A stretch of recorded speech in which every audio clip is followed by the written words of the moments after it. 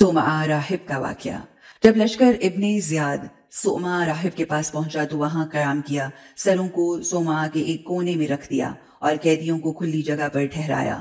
लश्कर अपनी ऐशो इशरत में मसरूफ था और अहले बैत इकट्ठे बैठे अपनी गुर्बत व मजलूमियत पर आहो बुका कर रहे थे। अबू मखनफ ने लिखा है कि जब तारीकी छा गई तो राहिब ने सुना कि तस्बीह व तकदीस की आवाज आ रही है जो गरज की तरह जोश मार रही है, और एक नूर पैदा हुआ जिसने आलम को रोशन कर दिया और उस नूर से उसके कलेसा में भी रोशनी हो गई है।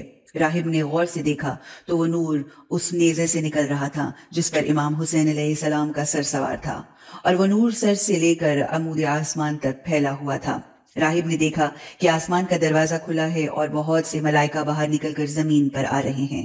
सरे मुताहर के करीब आकर कहा, अस्सलामु अलैका या इब्न रसूलल्लाह, अस्सलामु अलैका या अबा अब्दिल्लाह। राहिब ये अजायब देख कर रोने लगा और उसे यकीन हो गया कि ये सर ऐसे शख्स का सर है जो जमीन व आसमान का हाकिम है।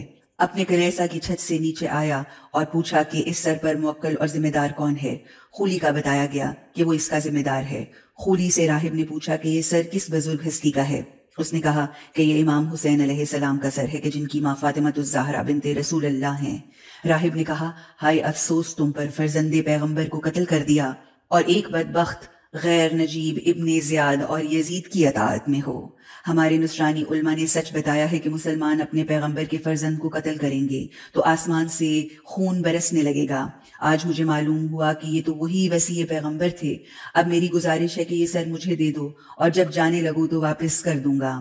खूली ने कहा कि मैं सर किसी को नहीं देता, बल्कि ये सर यजीद को देकर इनाम हासिल करूंगा। राहिब ने कहा कि यजीद तुम्हें अंदाजन कितना इनाम देगा। खूली ने कहा 2000 मिस्काल अशरफियां। राहिब ने कहा, मैं तुम्हें 2000 मिस्काल अशरफियां देता हूँ, इसके एवज तुम सर मुकद्दस मुझे दे दो। फिर राहिब ने दरहम दिखाए और दरहम उसे दे दिए। सर नेजा पर था, उतारा गया और राहिब ने अपनी जान की तरह संभाला। वो इमाम हुसैन अलैहिस्सलाम की सर अक़दस को बोसे देता, रोता और अपनी मोहब्बत और मवद्दत का इजहार करता और ये कहता कि ए फर्जंदे पैगंबर, खुदा की कसम इस हालत में आपको देखना मुझ पर गिरा है। काश मैं अपनी जान आप पर कुर्बान कर देता। ए मौला, जब नाना से मुलाकात हो तो मेरे इखलास को वहां बयान करना और मेरी मुसलमानी की गवाही देना। फिर सर अक़दस को उन मलऊनों को वापस कर दिया और खुद रोता हुआ अपनी कलेसा में चला गया।